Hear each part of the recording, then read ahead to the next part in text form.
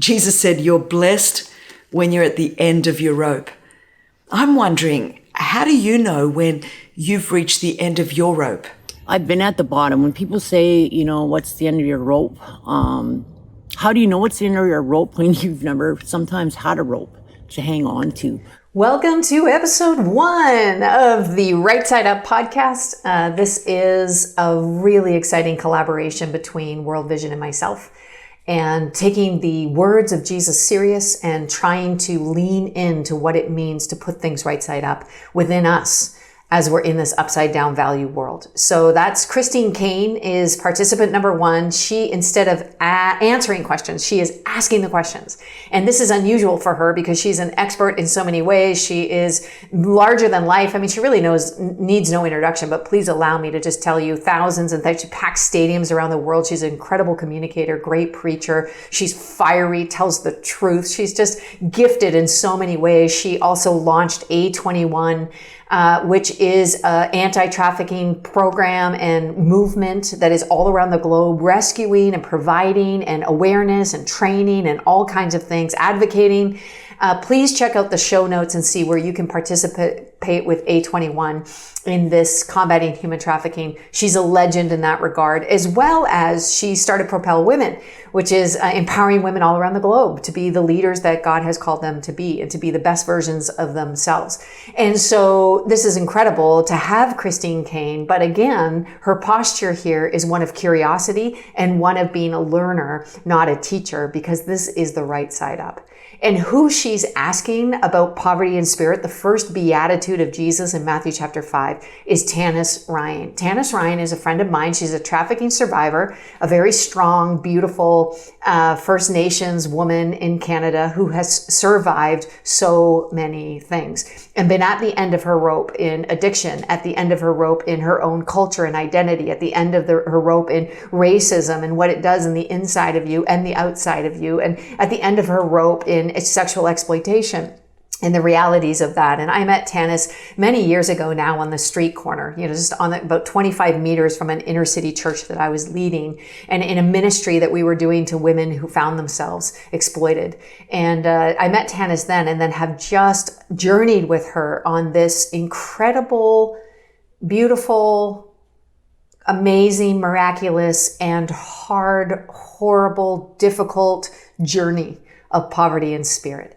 And so when Christine is asking Taanis, what does it mean to get to the end of your rope? Taanis is answering by somebody who knows what it means. And I think when Jesus said, "Blessed are those who are poor in spirit, for theirs is the kingdom of heaven," we're listening to the blessing. We're listening for the blessing of getting to a place where now there is only God. And the end of yourself is the beginning of something else. And you'll hear this in Taanis's conversation with Caine. So I want you to pay attention to a couple things as this episode unfolds. First of all, really pay attention to Caine's posture in this. It's exemplary. This is a kingdom posture of humility and curiosity. I do not think we can cultivate this more. And I don't think it could ever be more important than right now to have humility and curiosity as ways we engage in this conversation of kingdom come. And then please listen to the experience and hope of Taanis Ryan as she shares very vulnerably, very honestly, very openly. As a matter of fact, I've never heard her be anything than any of those things. As she shares her own experience of getting to the end of herself, the end of the rope, being poor in spirit, and somewhat of her experience of participating with God in that place. I can't wait for you to hear this whole interview. And at the end, I'm going to have a few thoughts and a few takeaways. And I hope you're going to have some takeaways. So if you are in a place where you can actually make a note, or when you get home, write down the thing that you remember and share it, because this is going to be a collective experience. All of us are invited to become curious learners on this journey to living right side up. Have a listen. In the book of Matthew, chapter 5, verse 3, the Bible says, "Blessed are the poor in spirit, for theirs is the kingdom of heaven." Eugene Peterson puts it like this in the Message: "You're blessed when you're at the end of your rope. With less of you, there is more of God and His rule." Jesus said, "You're blessed when you're at the end of your rope. I'm wondering, how do you know when you've reached the end of your rope? And what do you do when you get there? And reaching the end of your rope for me, as a live in the moment person, sometimes I'm past the rope, and I'm falling into the abyss, the darkness of my mind, which a lot of us can do. We can make prisons ourselves in our own mind, with some of life's situations and trials and everything. It doesn't always have to be, I want to say, it doesn't always have to be bad stuff that happens that can take you to the end of your rope. Sometimes you overexert yourself so many ways that you all of a sudden find yourself depleted, and you have no more energy just for yourself to do your self-care. So I've done all of these things. I've come back and forth from a lot of them, but there was a particular time when I was younger. I'm a 60s kid, and if you don't know what that is, I ask you to look that up. And so I was adopted and raised in a white family, dealt with a lot of cultural bias and intergenerational trauma in my family.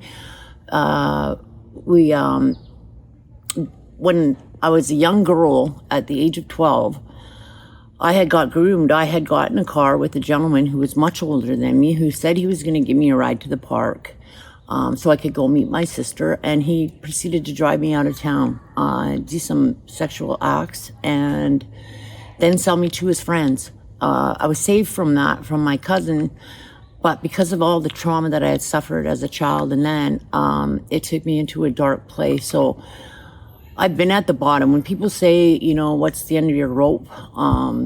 How do you know what's the end of your rope when you've never sometimes had a rope to hang on to, or believed you had a rope to hang on to because you didn't have people and community and stuff around you, embracing you and telling you, encouraging you and telling you how to decipher all of life's things. And that took me, into a place of addiction and stuff, which took me onto the street, in cities all over Canada. I also did go to different cities to get help, but I always seemed to fall back because I didn't have a follow-through plan, and really because I had no want to do it, because I had no idea of really what real life was, living, I guess, as you say, we're on the other side. And so I ended up being I was 43 years old, and it was only through consequences. This is like reaching the end of a rope. Sometimes I didn't reach the end of my rope until somebody told me I had. And in this case, it was the court. It was the judge. And by this time, some circumstances had happened to me. I had gone to the doctors, to the hospital, and because I had used drugs all day, and they told me that my legs were going to have to be amputated from the knees down. He told me that I probably wasn't going to make it through the year because of all my health issues. And then thirdly was because I had a warrant out for my arrest for my 4th trafficking charge, and they were going to sentence me to 7 years in the pen. At which point, the fright of being in the pen got me to at least make the first step and sign up for a 1-year program, because I had always done 30 days. And so I did this 1-year program. And it was in this 1-year program when it asked, I think one of the questions is, how do you get yourself out how do you stop yourself from reaching the end of your rope? And for me, it was going out one day outside, and I would do my smudge, my cultural praying. And I was praying, and I had just been introduced to God because this was a faith-based treatment center. And so I go outside, I'm smudging, and I'm praying, and I gave God an ultimatum and said, God, if you're there and also powerful, then take this addiction away from me, because it kept drawing me back and back and back. And I've got up thousands of times, but it was just to go back. So I said, if you're all that powerful and everything, then take this addiction from me.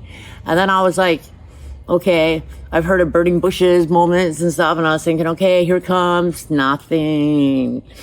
So I think it was probably about 2 weeks later, and I was sitting down under the same tree doing a prayer and smudge, and I was sitting there and I was thinking, I haven't thought of drugs or alcohol today. And then I thought, I didn't think about them yesterday. And then I was trying to figure out in my mind when I had actually stopped so that I could save people with my discovery of how to stop addiction. And then at some point I realized that I didn't know what day, but I realized I had quit addiction, that addiction had left my life. And then I patted myself on the back. Good job, Taanis. And then I heard this voice come in real loud. That wasn't you, that was me. You asked me. And I was floored. I was so floored, and it is what I needed. He knew that's what I needed, an invitation into him. And from there, I mean, the rest is history, because I just started doing the life of his spirit inside me just shot. It was like a wildfire throughout my body, and then I turned to like this firefly, and I released my wings and I started flying, and I was in a community of people that loved me and were Christians and were teaching me, and I was so teachable and wanted to be teachable and sharing love with me. And so for the first time in my life, I had community and I had purpose, and I was loved, and I was the daughter of a freaking king. So yeah, that's how I got off from falling into the abyss of darkness, I guess you would say. How have you experienced the kingdom of God in your poverty? Well, I've had a lot of situations and a lot of research on that. A lot of things happen in my life and with the trials and everything like that. But I find that the deepest ones that cut to the bone, to the heart the most, are things like when I lost my sisters, when I would see my friends die from addiction and stuff. And I know in recovery that I should be picking up a phone or talking to somebody or going to a meeting or just doing something. And I usually find in those moments that I back away from the world and I close myself in, but I also find myself in a position on my knees in the tub, just bawling my face off and crying out to God and asking him to help me through this. Not to fix it, but to help me through this. And usually after I've gone through that and I've exhausted and cried it all out and everything like that, then he directs me to, you need to call one of your people, like one of your people that love you and care for you. And then now it's by faith that I know the next time something happens to me, what I need to do. I don't always have to sit in this isolation of darkness. You do sometimes, but you don't have to do it all the time. And just having that awareness and knowledge and knowing when to do it has been, like life-saving. Because the other option for me when I slip into a place of being on my rope, it's never been a good experience with my choices or my reactions to how things happen. And now I'm able to take pause and breathe. And God gives you that moment to breathe, right? When you're praying, when you're just surrendering and you're like, okay, take it all. Like I'm done, I'm wiped out, I have nothing more. He's more, he's always the more that gets me through to when I'm able to pick up a phone and talk to one of my friends, one of my family. What advice would you give me to participate in this blessing with you? It would be to continue praying with me, to continue walking with me. It's so important to be in a community and have purpose and feel loved. And we know with the COVID and everything that it's anything but that. A lot of people are stuck alone. And so absolutely prayer and a phone call and walk with me. And for some people that haven't experienced getting out of the church and being God's hands, like look in your community, go down your resources and say, hey, you know what do I want to do? Or sometimes you'll see somebody in your community and you're like, how do I help that person? Because I've never been in a situation where I had to panhandle or ask for help or need money for a home. best thing is just talk to us. Just say hi. I know brave is one of those things for me. I'm a brave ambassador, and I'm really passionate about that because it's people that walk with young women. And myself being trafficked at the age of 12, I think it would have been pivotal if somebody had interjected at that time in my life. I think the trajectory of my life could have been much different than what it was. So get into your community, find out who's in your community, and reach out. Okay, some takeaways from that conversation. First of all, deep breath, right? There's a whole lot there to talk about, a whole lot shared, a whole lot asked. Just a couple takeaways from me. Again, just posture shifting. Christine Caine, who doesn't need to participate in something like this, but has done so to demonstrate what kingdom leadership looks like. So just again, that posture shift, pay attention to it, not just in this episode, but in all the episodes as leaders, of people who are in high demand for answers, have become the learners, those who have been curious, who are asking people who have experienced the very thing that Jesus was talking about to teach us about the kingdom. This is right side up living. So pay attention to that posture. Here's a couple things that stood out for me. Number one, Taanis's response. I've been at the bottom. And she said, I've been at the bottom, and sometimes I didn't even know there was a rope. I mean, that's at the end of your rope. This is an experience where I didn't even know there was a rope to hang on to. I was just falling. And some of what Taanis says resonates so deeply with me because I've journeyed with her for so many years. But when I first met Taanis, I remember pulling up on the side of the street and someone with crutches and just darkness and the hoodie and I just really actually like death. I've never really seen somebody so given over to the bottom, to the deep end of the darkness. And I remember hardening my heart, because I thought for sure one of these days we're going to pull up and Taanis would be no more, that Taanis would have gotten to death. And I remember just kind of trying to harden my heart a little bit so that it wouldn't hurt me so much. But instead of that happening, God had some other plans, and God met Taanis in a beautiful way, in a surprising way, in almost a humorous way, in so many ways as we journeyed together. And just a couple things about the blessing that is in poverty of spirit is one that, where she thought that no one was there, where she thought that somebody even had to tell her that this was the end of the line, this is the end of your rope, the circumstances itself, getting her, like losing her legs, warrants out for her arrest, like all the treatment programs, all of these things.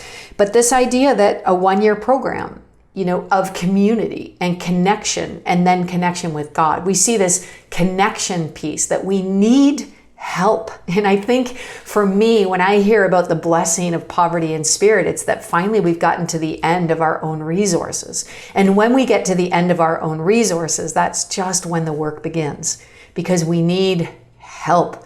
We need to ask for help. This is maybe one of the number one takeaways in my life in general, just in Christianity. Getting to the place where I'm willing to receive, and I'm willing to acknowledge, and I'm willing to ask for help, even from God. And so I love that. I also love that conversation she had with God, where she said, like, if you're real, you'll take away this, crazy addiction. And then she, a week goes by and she hadn't felt any of those cravings. And then she says, wow, I'm pretty good, at this recovery thing. And God says, oh, for Pete's sake, that wasn't you. That was me, remember? And just this encounter that Taanis has with a God who's paying attention.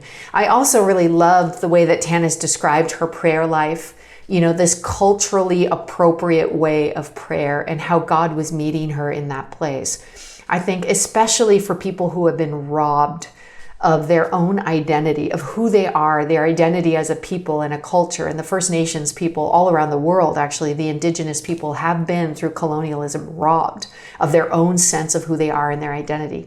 I think there's something beautiful about that place of her own identity and cultural appropriate way to pray, of rediscovering that. And in rediscovering that is also this rediscovery of who God is, and that God is intimately involved in her life and wants her to live. And has now journeyed with her many, many, many years until now she's sharing her experience and hope with us as we grapple for a blessed life, a successful life, a life that is right side up. I don't know what stuck out to you, but here's what I'd love for you to do is to share it. Would you please leave your comments on this podcast, or if you're watching on YouTube, or would you go to iTunes and rate us and leave a comment about this episode? If you see a social media post, would you share it, please? And just share the love. When you go to the show notes, you'll see that we are moving in a direction of a thing called the Matthew 25 Challenge. This is something that World Vision has created that is not just more information or more sort of knowledge, because we all know that that's not going to change things. It's actually applied knowledge. It's an experience that you can do either by yourself or with family or with a team or with some friends, where you can actually begin to encounter and to participate in a way of life just for 1 week that might lead you closer and closer to this right side up way to live. So if you're in America and you're listening to this podcast, you text blessed to 44888. If you're in America, you just text blessed to 44888. If you're in Canada and you're listening to this, please text blessed to 98669. 98669. Just text blessed. If you're a global listener and you want to join this journey, we'd be thrilled to have you. I mean, actually, we need you. And more than ever before, I'm convinced that the church, its greatest attribute is the global nature, that we're all in this together and we're brothers and sisters that are going to figure a way out together. And the experts in the kingdom of God don't always look like us. They look so different, but they have had experience and they have had success and they have had kingdom breakthrough in ways that we need to learn. So if you're listening from around the world, we want you to join us by emailing or visiting worldvision.org/right-side-up, worldvision.org/right-side-up. And by signing up, of course, you get early access to these episodes and any other deals and info and insight and maybe even extended interviews, stuff like that we're going to send your way. So please sign up and join us. Also, if you are loving this like me, share it, rate it, comment on the podcast, wherever you find your podcasts. This is going to be on YouTube and iTunes and Spotify and all the platforms. So please participate with us. Leave your comments. I would love to actually read those and then bring those into the next episode. I can't wait for this conversation to happen. And I really feel like God wants to transform our lives, but not just by ourselves, like not just in some sovereign move by ourselves, but together. I feel like the global church is now the answer. It's the hope for the world. It's always been the hope for the world. But there's something about us coming together and learning and listening to each other in a new way that's going to unlock some things. I really believe this. There's transformation at the heart of this as we lean into the manifesto, the teachings of Jesus at such a time. If you're listening to this after November, please still go to worldvision.org/right-side-up and you can still journey with us and we will keep you posted on ways that you can keep doing that. So we want you to check that out in the show notes because we're leading up to that. So every week I'm going to talk a little bit about that and then we're actually going to do it. I'm going to do it with my family and we're going to just participate and lean into this beautiful right-side-up world that Jesus invites us to. But how thankful am I for people like Caine and for people like Taanis Ryan who are helping us and showing us and leading us into a kingdom way of life. I want to experience this blessing of living right side up, and I hope you will join me.